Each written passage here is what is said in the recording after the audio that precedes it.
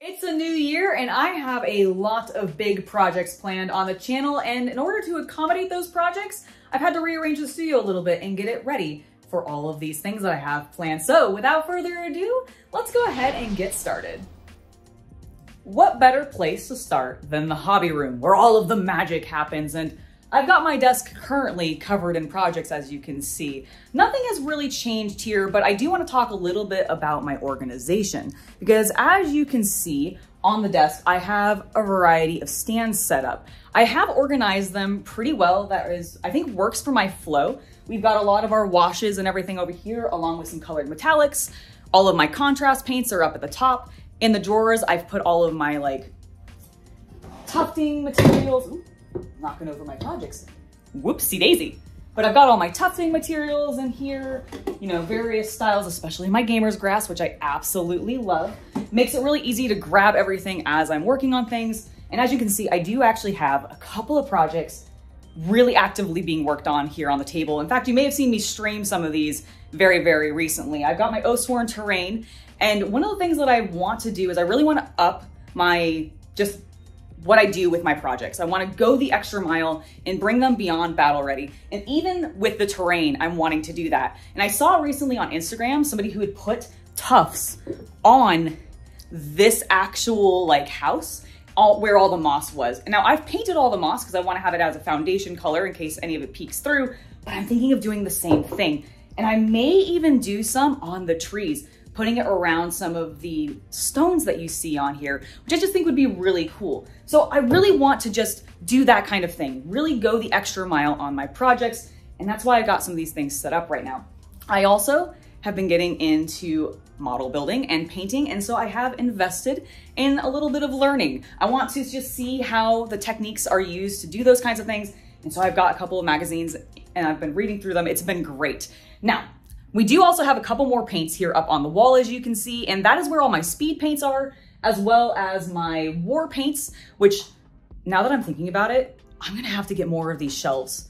Yeah, I'm really gonna have to get more of these shelves because with the War Paints Fanatics coming out, I want pretty much the entire line based off what I've been seeing. I really like these hanging wall shelves. They work really well. I'll probably bring them across the wall here so that they're more over the rest of my contrast paints so that it's a lot easier for me to just grab them, because I have a feeling I might be using them a lot. That's something I'm gonna have to invest in.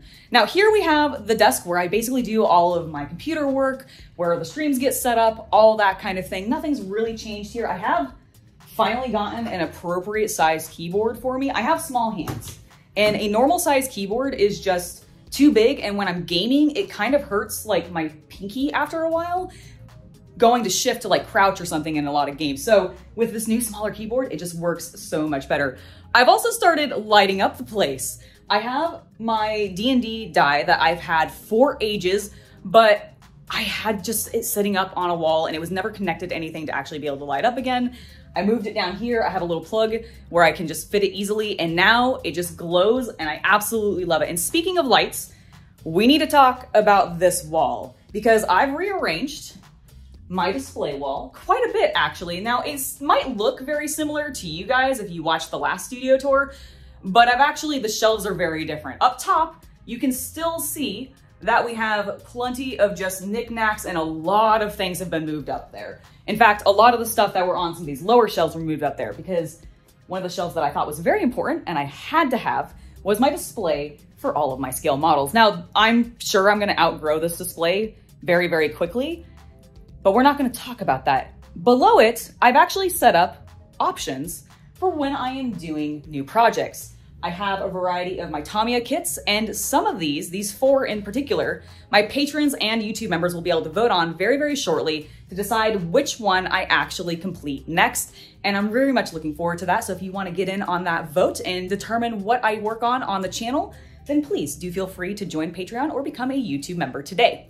Now, I have a variety of other things on this, including some of the things that I've been gifted as sponsor stuff, which is just really, really cool. And I continue to love Chaos Gate so much for this one box that they sent me. It is the coolest prop. I've used it for Halloween to give out candy.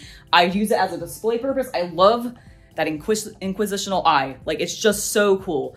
But I just wanted to show off a little bit of what the space is looking like and how I have some projects for future that you may end up seeing on the channel. Like I have this really cool Cromlech ship that they sent me almost like a year and a half, 2 years ago now. Haven't done anything with it because it's resin and that terrifies me. But you know what? This is a year about conquering my fears and doing bigger things. So I might actually build this. This might be an October project. I've been thinking about it. We'll see what happens. I mentioned lights when I began talking about this shelf and then completely forgot to show you what I was talking about. Well, now that it's darker, let me show you. I have decked out this entire shelf with some purple lights, which is perfect for me. It's my favorite color. They have a lot of different patterns, but this is sort of my preferred one of this soft pulsing. It really gives me Slaneshian vibes and I absolutely love it. And it just really brings the room, I think, to life and adds a flash of color, which I really enjoy. Now, the last thing that is in the hobby room that I specifically want to talk about is my Lego storage, because of course I still have my Lego storage. I am still working on those projects. Nothing here has super changed, although I have added a couple of extra bins and we've reorganized it a little bit and maybe just added some additional things that I actually need to sort. I should get on that at some point, but listen, I've got a lot of things happening and we're prioritizing some certain things and organization is not one of them right now. Don't judge me, okay? But we have some Lego here. Let's talk about some Lego that's already built though. We're here where the medieval Lego lives, because for some reason we keep it really, really isolated from the rest of our Lego family. And I mean, it's a good space for it, okay? It works. But I really like what's happening here because we still have our castle, which has been here for a while, along with the blacksmiths, but we've added in our other castle. We've also built the pirate ship, which is really cool. I think this was one of the 3-in-1s, and I very much enjoyed it. But the other thing that has happened is we've added in a couple of smaller, older sets that were reprints. This is the recent Majesto's Tower, I believe it's what it's called. And I really like it. Mildly disappointed with the wizard. I agree with what everybody's been saying of why not just give us the printed wizard that you sell at, you know, your Lego stores, but whatever, it's fine. It's fine. The build itself was really cool, very, very fun. We also have in the Woodsman's Tower as well, which is another old set that they reprinted. Again, really delightful build. Was really glad to see Lego bring some of these sets back because they can be very expensive to get on secondhand. And as somebody who wants to sort of see what those old builds may have been like, but doesn't want to fork out several $100s just to get a small set, it's really nice to see these ones come back. Now over here, this is a space where I can't actually show you all the fun collectibles that are in here. They're a bit too spicy for YouTube, but if you do want to see the things that kind of happen in this room here, then I would encourage you to check out my Fansly or my other Temples of Excess. There is plenty of content there for you to enjoy, including some spicy Lego content, but also just a variety of other things. So if you want to play with those kinds of toys, come join me there. Now, before we head to the Chaos Cultist office, I wanted to show off my Star Wars shrine. Now, not a whole lot has changed. We still have the Millennium Falcon, Boba Fett, some of my sabers, my cool artwork, and all the minifigs, not minifigs, these are actual action figures on the wall. And Wrecker, that jerk up there, he's been secured. Why are you calling Wrecker a jerk, Angela? Well, if you've watched any of my live streams here on the channel, you might have seen Kanan here sitting on my desk for a while. I finally fixed him. He was broken by Wrecker falling off the wall. It was a thing. I think we had like a minor quake, he fell. But the point is one of those times that he fell, he broke Kanan's lightsaber. Not in half, thank goodness, but he did knock the blue portion out and the stem that goes into the hilt of the saber had been bent and I wasn't able to get it back into place. Well, I eventually used the hot water technique to be able to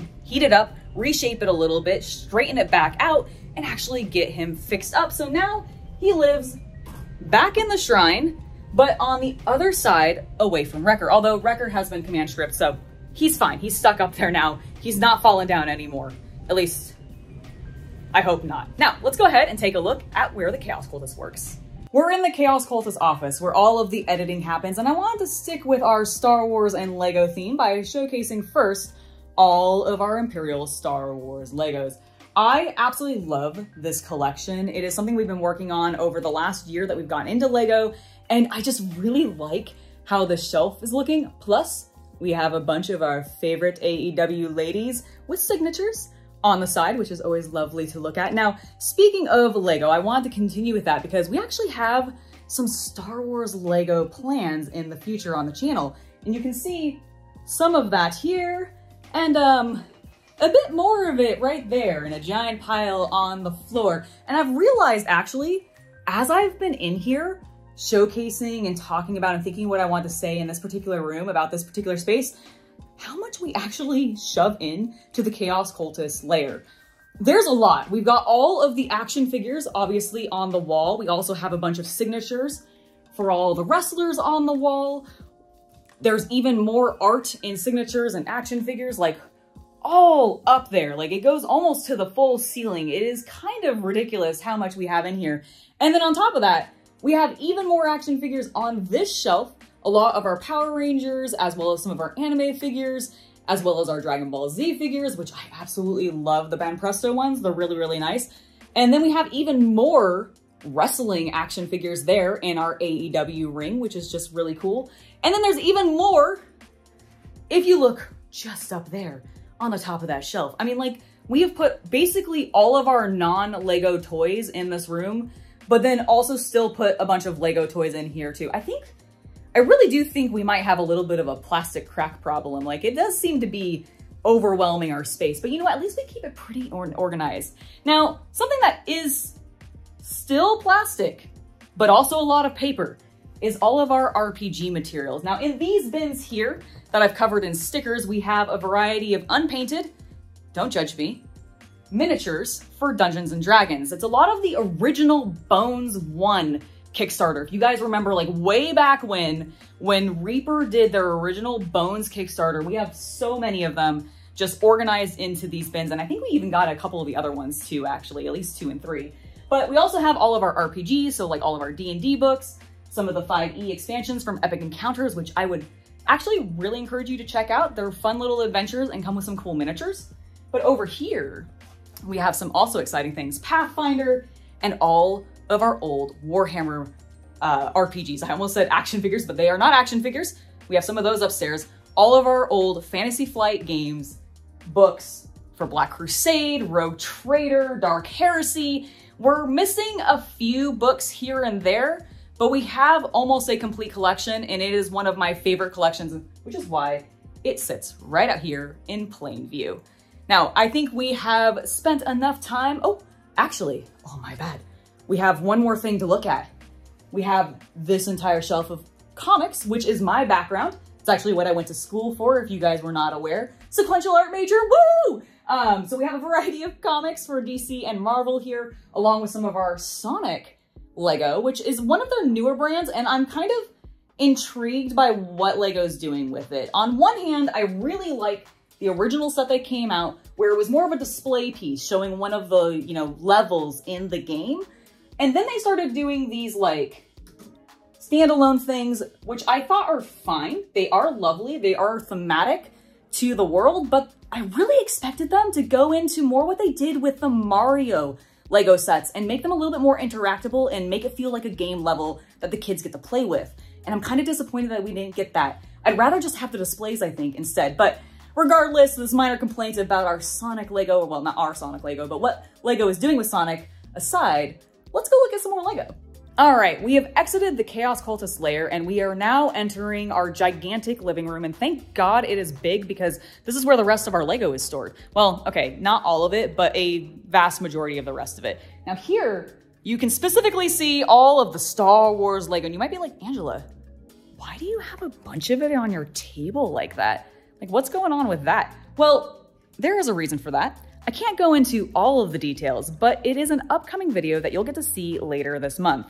I am very excited about this particular project. It's one that Chaos Cultist and I have been working on for quite some time. It's one we've been planning for quite some time, and it's almost ready. Now, as we leave our Star Wars Lego, which by the way, we've put up a couple of our lightsabers for easy access in case we want to duel and or just turn them on to have cool lighting. But I really, really just love how this display is coming together.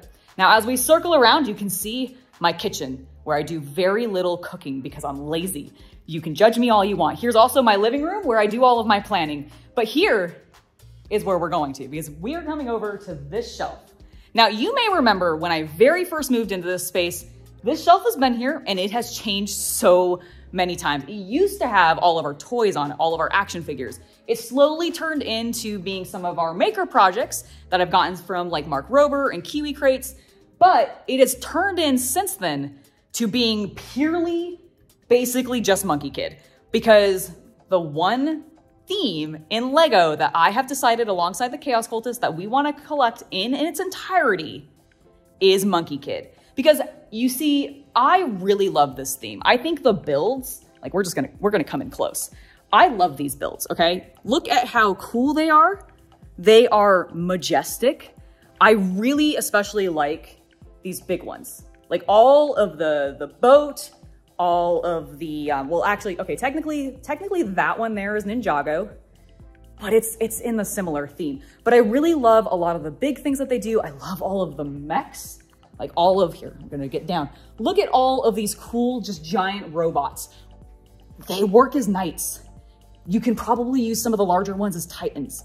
It's absolutely bonkers. I really, really, really dig these sets. They're creative, they are colorful. The build techniques in them are always very different. There is some obviously familiarity, like with all of the mechs, there are similar like joint building and everything like that. But it blows my mind, the diversity of what this particular theme does, plus the cartoon is so delightful. And I just found out actually that Frankie in One Piece is also voiced by the same guy that voices Sandy in Monkey Kid. And that just, I see it and now I can't, every time I'm watching One Piece, I can't just not picture Frankie as Sandy. It's ridiculous. Now, you might be going, whoa, what's in that room? A bunch of storage, a bunch more of our unbuilt Monkey Kid Lego. We have a small collection that's still unbuilt, but we're working on it. We've been, actually Chaos Cultist has been killing it this past week. We took a little bit of vacation and he spent a lot of time just going through a lot of these kits. There were a lot more, but now they're all out on the shelves. But we also have some other model kits in here. Now I picked out the 4 that you saw in the hobby room earlier that I really am like gunning to work on. But I do have a couple of other things that I can build, including Zoids. We also have some Star Wars models we could build. And then we have a variety of other like ships and tanks as well. Not ships, sorry, scratch the ships. I don't have any ships yet. I was watching somebody do a build on a ship earlier and I'm not ready for that. I'm just not ready for that. But we have some aeroplanes. That's what's in here. So we have some tanks and we have some airplanes, as well as some just other non-military vehicles. So there's lots of scale models for me to be working on. Now, if we come back out of our little closet hole, desk area thing that I don't really know what it's supposed to be used for, but we just put it as storage, you can see even more. Mostly Monkey Kid Lego, but some Star Wars. We have some of our like cool, oh my gosh, so sorry. I almost like burped there and I apologize. Some of our cool dioramas, as well as all of my Demon Bull King guy. He's so amazing. Also Red Sun. Red Sun is great. Wait, what was that about Demon Bull King? He's so good and I love him so much. I love him so much. He's the best. He's my favorite character in all of Monkey Kid. You saw his model over here. We're gonna peek back at him. DBK, my beautiful man. I built him on stream. If you guys want to go watch that, you can after this video. But that's the rest of his like entourage, including all of his vehicles, and he gets some really cool vehicles. We also have Avengers Tower, which, yes, I know I said I was going to finish it over the holidays, but I didn't get around to it. I was kind of busy doing some other things, but we are halfway through, 2/3 of the way through. So I think we're nearing completion. Hopefully maybe like by the end of this coming week, we'll have it completely done and off this table so we can use it for some other things. Now, the board game collection, you may have watched the stream where I completely reorganized it. We basically decided to condense things because we needed more space for Lego, because we've been buying a lot of that over board games right now, because while we have still been playing a lot of them, and Oathsworn is our current board game to date. It's a campaign game. You guys have probably heard me ramble on about it for ages. I've painted it a lot on the channel. It was in my like what to recommend to get to people for the holidays or just for gifts if they're into those kinds of things. That's my game right now that we're playing. We're in the campaign, but we have tons of games that we've been enjoying throughout the year. I do think we played a little bit of Unmatched this past year. We got some Unlock, I believe, in. We also had, Undaunted. it's front and center always, because it is one of my all-time favorite games. Just a great game. If you like military history, you want something set in World War II, and an excellent, excellent deck builder, get any of these games. They're just so good. Over here, we continue to have some of our other board games. The smaller ones have all been moved basically to this edge because, again, we just needed to condense everything because things are expanding. I have big projects in mind. The top has also been cleared because when we get the remainder, we actually have ordered additional Monkey Kid Lego because there was some stuff that released, 4 days ago or so, and I needed to order it. So we have, and one of them is another big city piece, and it's just gonna be so cool. Now I wanna head upstairs and show off the loft where we keep a lot of our more finished projects. The first thing that I wanna talk about are these 3 cabinets because this is where I keep a lot of my finished projects. As you can see, my entirety of my Death Guard live in this case. I really should bring them out and use them again and maybe give them a try in 10th edition, although I am kind of waiting until their codex comes out before I actually give that a shot. Below the Death Guard, we have the Chaos Cultist Necrons, which I had a blast painting on the channel in the past. If you want to go check out some of those videos, you absolutely can. I was especially still very proud of how the Void Dragon turned out. He just was so much fun to work on, very delicate. Good Lord, I was very nervous as I was working on him, but it was very fun. This color scheme is just very simple, and because of that, it's very enjoyable to work on, and you can really go an extra mile and play with some details because you only have such a very limited color palette. Now below them are some of our Star Wars miniatures. Now we have a collection of both our Legion miniatures as well as our Shatterpoint miniatures, which are looking honestly very fantastic. Let me see if I can get it to focus a bit better. Yeah, look how cool they are. Although we do have one trooper who is just laying down on the job. I guess that's one that I need to fix. But I am really liking how they're working. And then this is my Tyranid Force. Now I haven't fully finished them, but they are coming along very nicely. And I do still thank Mini Wargamer Dave for sending me Korvax so that I can add him into my collection and really make this unit stand out and just like look really cool. I absolutely love the new Tyranid models. I just need to finish basing them, honestly. I haven't figured out exactly what gravel I want to use, but I do know that I want to keep it dark because I think the contrast of the dark base to their very bright, colorful forms works perfectly. Now coming over to our other cabinet, we have our Imperial Forces. This is where the Hobby Knights live.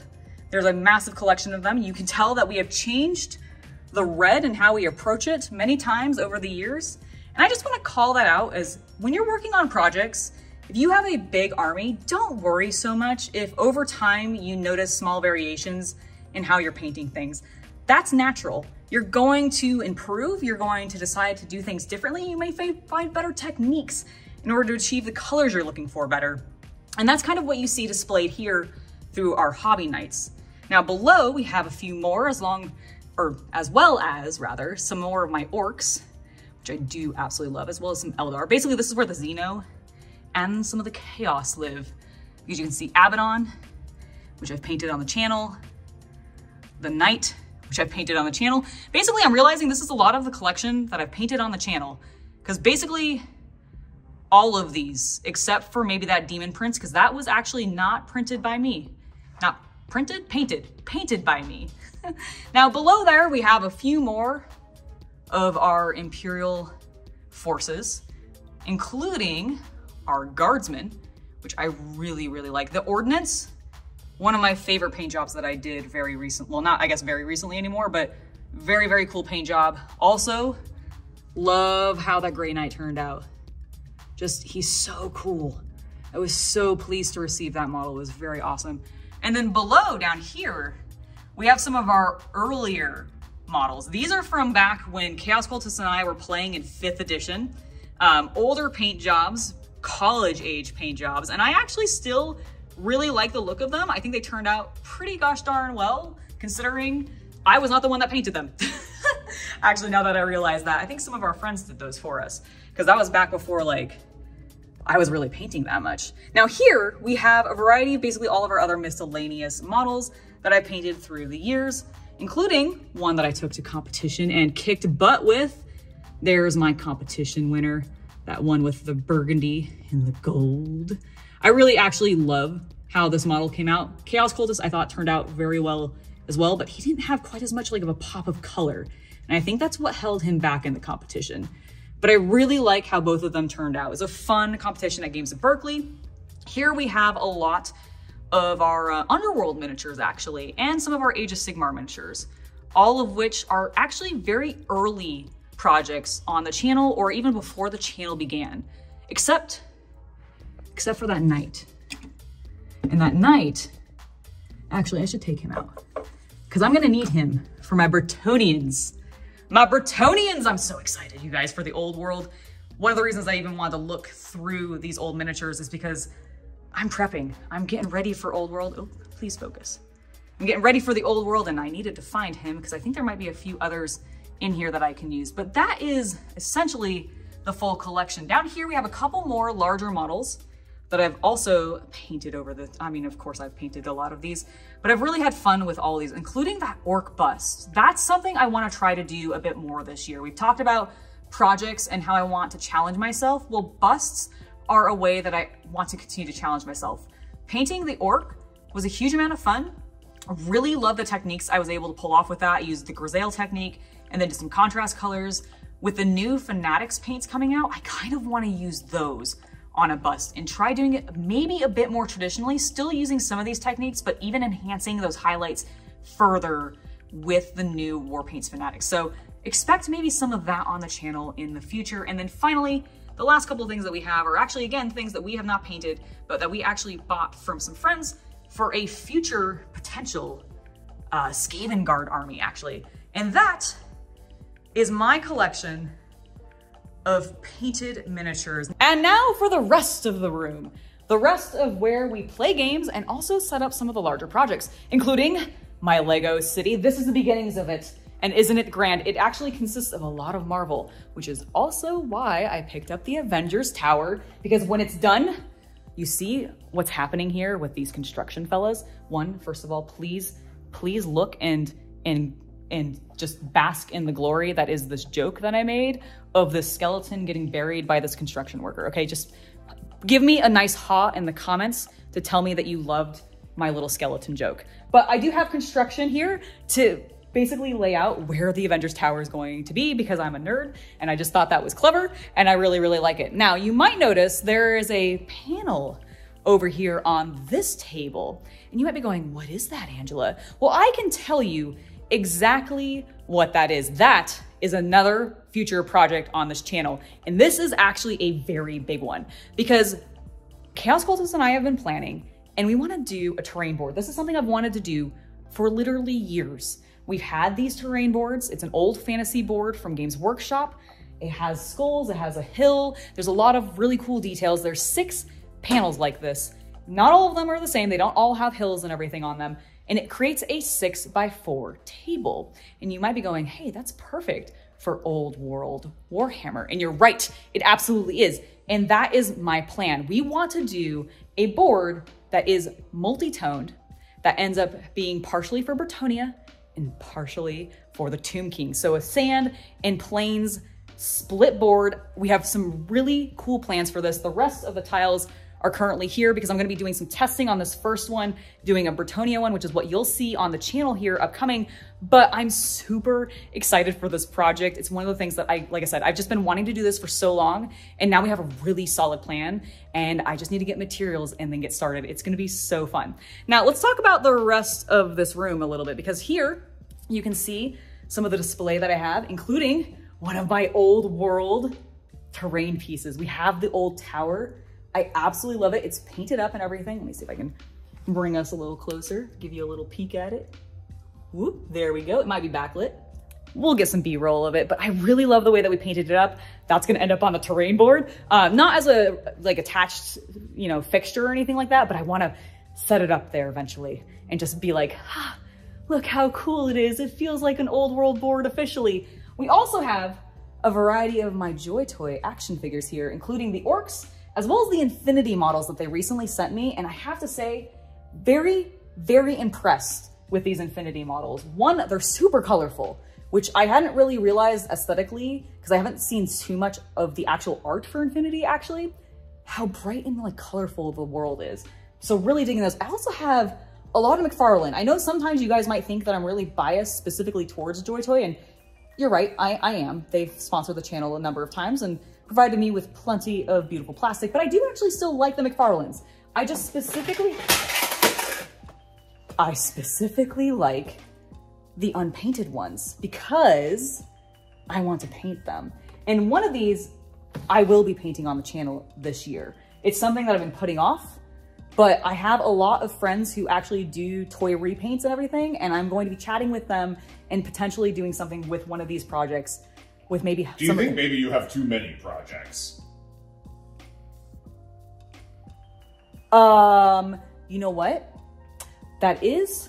I rescind the question.